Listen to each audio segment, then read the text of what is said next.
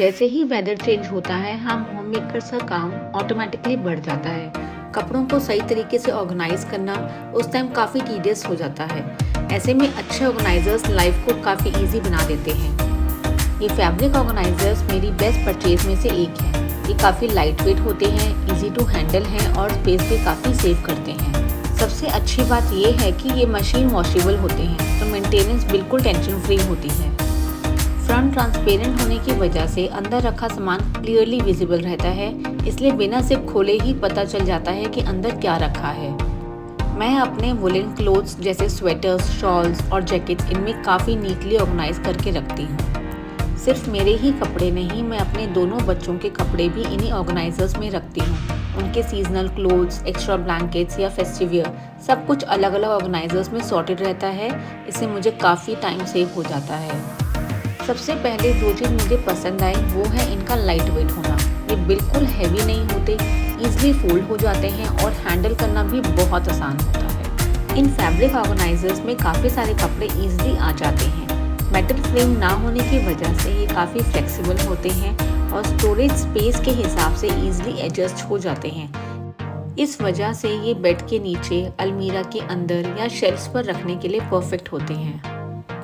Bed storage के लिए ये बिल्कुल परफेक्ट है क्योंकि स्पेस का प्रॉपर यूज़ हो जाता है, रूम भी क्लीन और क्लटर फ्री लगता है। अगर आप चाहें तो इन्हें लेबल भी कर सकते हैं। विंटर्स में बैल्कनी में बैठने का मज़ा ही अलग होता है, लेकिन अगर आप एक ऐसे फ्लोर पर रहते हो जिसका balcony view third fourth floor जैसा नहीं हो, तो बैल्कनी में रखा फर्नीचर धूल मिट्टी से जल्दी भर जाता है।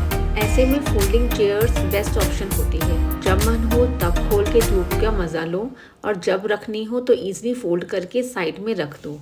ये चेयर्स मैंने डीकैथलॉन से परचेज की थी। ये काफ़ी लाइट वेट होती हैं, इजीली कैरी हो जाती हैं और स्टोरेज का भी कोई इशू नहीं होता। बैल्कनी यूज़ के अलावा ये ट्रैकिंग, कैंपिंग या शॉर्ट ट्रिप्स के लिए काफ़ी यूज़फुल होती हैं। ओवरऑल अगर आप छोटी स्पेस में रह रही हो और प्रैक्टिकल फर्नीचर चाहते हो तो ये एक स्मार्ट इन्वेस्टमेंट हो सकती है। पहले मैं अपनी बालकनी में चेयर टेबल सब अच्छे से रखती थी, लेकिन प्लेजेंट व्यू ना होने के कारण ज़्यादा बैठ नहीं पाती थी। लेकिन हमेशा फर्नीचर को साफ रखना पड़ता था, चाहे फर्नीचर यूज़ में हो या ना हो।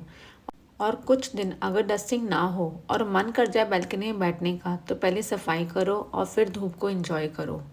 ऐसे में ये चेयर्स मेरे लिए बहुत हैंडी और बहुत ही यूज़फुल रही। अब जब मन करे बालकनी में आओ, कुछ देर बैठो और फिर चेयर को फोल्ड करके आराम से अंदर रख दो। ना डस्टिंग की झंझट और ना ही धूल मिट्टी की।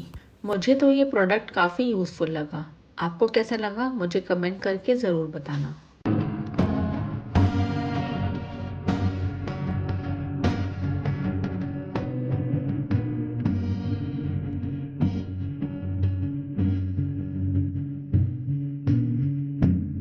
सर्दियों के सीज़न में कपड़ों के साथ साथ हम होम मेकर्स का काम भी काफ़ी बढ़ जाता है। कॉटन बेडशीट्स जो समर्स में बेस्ट होती हैं, वहीं विंटर्स में उनका रोल चेंज हो जाता है। मैं अपने घर के कर्टेन्स यूजुअली चेंज नहीं करती हूँ, लेकिन विंटर बेडशीट इस सीज़न में मस्ट हैव होती है, क्योंकि ये सिर्फ ठंड से बचाती ही नहीं बल्कि रूम को भी एक कोजी और वार्म लुक देती है। आजकल तो ऑनलाइन भी विंटर बेडशीट बहुत आसानी से मिल जाती है। डिफरेंट डिज़ाइंस, कलर्स और फैब्रिक्स के ऑप्शंस होते हैं जो हर टाइप के रूम डेकोर के साथ ईजिली मैच हो जाते हैं। क्वालिटी और कंफर्ट दोनों चीज़ें ध्यान में रखनी चाहिए जब हम विंटर बेडशीट चूज़ करते हैं। जो लिंक्स हैं मैं डिस्क्रिप्शन बॉक्स में ऐड कर दूंगी, आप वहां से जाकर इजीली चेक कर सकते हैं। विंटर बेडशीट बिछाने का एक और फ़ायदा भी होता है कि हमें ठंड भी काफ़ी कम लगती है, क्योंकि नीचे मैट्रेस से और ऊपर ब्लैंकेट दोनों साइड से प्रॉपर कवर मिल जाता है। इससे सिर्फ गर्माहट ही नहीं बल्कि बेड ज़्यादा नीट, लेयर्ड और कंफर्टेबल लगता है। सर्दियों की ठंडी रातों में ऐसे बेड मिल जाए तो दिन भर की थकान भी तुरंत दूर हो जाती है। विंटर्स में कोकोनट ऑयल फेस और हैंड्स की ड्राइनेस दूर करने के लिए बेस्ट होता है।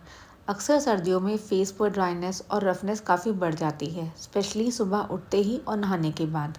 कोकोनट ऑयल इस सीज़न में एक नेचुरल मॉइस्चराइज़र की तरह काम करता है, जो स्किन को डीप नरिशमेंट देता है और मॉइस्चर लॉक करके रखता है। विंटर्स में नेचुरल ऑयल यूज़ करना स्किन के लिए ज़्यादा बेनिफिशियल होता है। सर्दियों में सॉक्स पहनना भी बहुत ज़रूरी हो जाता है, क्योंकि ठंड सबसे ज़्यादा पैरों से लगती है।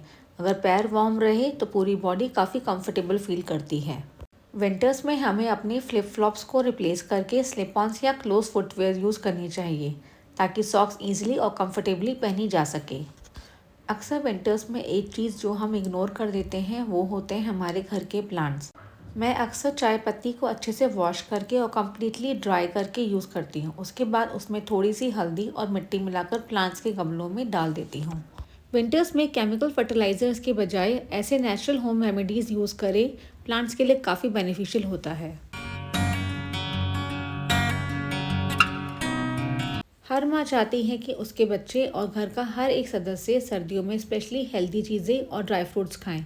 लेकिन सच बात यह है कि अगर चीज़ें दिखेंगी नहीं तो बच्चे खाएंगे कैसे। इसलिए घर में हमेशा एक ऐसा स्नैक कॉर्नर होना चाहिए जहां हेल्दी मंचिन का सामान ईजिली विजिबल हो और बच्चे उसे देखकर खुद ही खाने आ जाएं। और ये ट्रांसपेरेंट जार मदर का काफ़ी काम आसान कर देते हैं।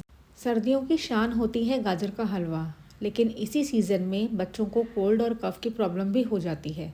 ऐसे टाइम पर हैवी स्वीट्स अवॉइड करके कुछ हल्के और वार्म खाना ज़्यादा बेटर होता है।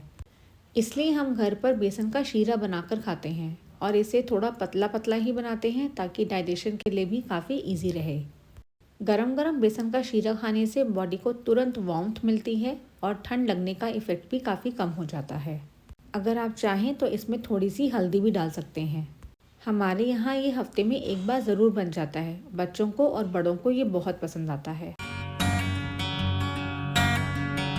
इस शीरे को धीरे धीरे सिप करते हुए खाने से गले को भी काफ़ी रिलीफ मिलता है और कोल्ड और कफ में काफ़ी राहत महसूस होती है। हमारे यहाँ इसे बेसन का शीरा कहा जाता है, लेकिन आपके यहाँ इसे क्या कहते हैं मुझे कमेंट्स बॉक्स में ज़रूर बताएं। विंटर्स में गुड़ खाना काफ़ी फ़ायदेमंद होता है। ये बॉडी को नेचुरल वार्मथ देता है और डाइजेशन के लिए भी काफ़ी अच्छा माना जाता है। रात को दूध के साथ गुड़ लेने से नींद भी अच्छी आती है और बॉडी रिलैक्स फील करती है। तो ये थे मेरे कुछ सिंपल और practical home making winter tips. आपको इनमें से कौन सी टिप सबसे अच्छी लगी, प्लीज़ मुझे कमेंट्स में ज़रूर शेयर करें। मिलते हैं नेक्स्ट वीडियो में।